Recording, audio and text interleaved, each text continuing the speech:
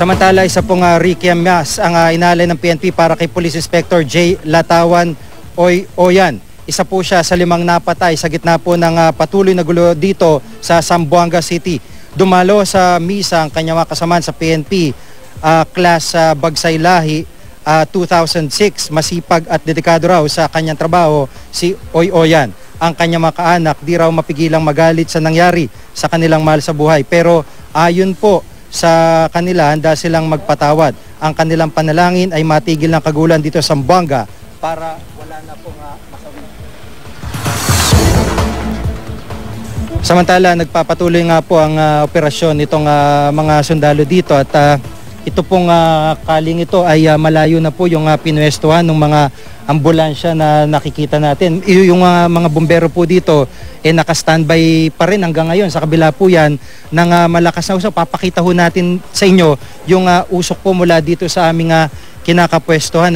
Ang lakas pa po ng usok nang gagaling dyan sa may barangay Santa Catalina at yan po ay malayo dun sa sunog na nangyari kahapon o ibang lugar na naman po yan.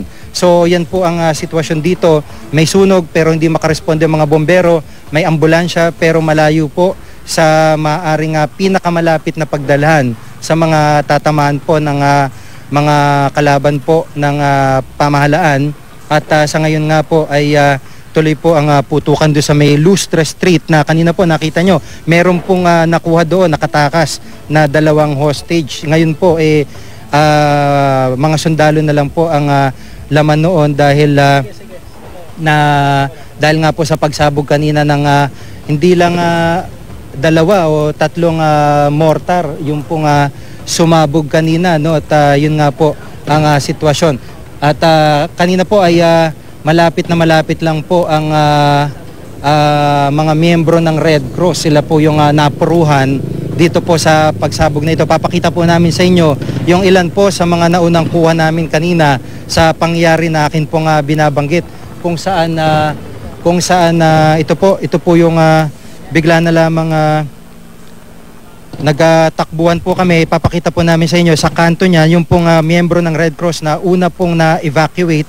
May tama ho siya sa may ulo at katunayan yung pong sasakyan pa, yung service po namin sa GMA News ang ginamit po nila sa pagdadala po sa ospital. Ito po nilalapatan po siya ng Pangunang Lunas ng kanya pong makasamahan sa Red Cross. At alam niyo po, yan po yung binabanggit ko pa na lugar malapit dito sa mga sniper na nasa Santa Barbara. Wala po talagang mapwestuhan dahil pag umabante sila sa bandang kaliwa nitong nagbibigay ng first aid, yun po yung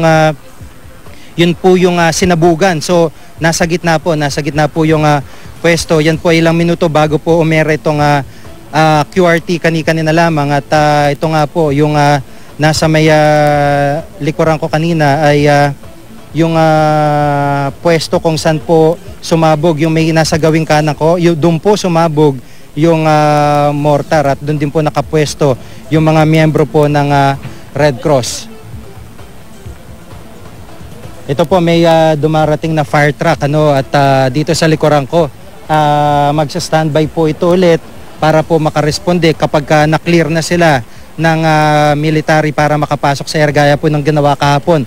At sana nga po ay makaresponde ng mga ito para hindi na rin po lumaki yung sunog at maapektuhan pa yung ibang mga hostage.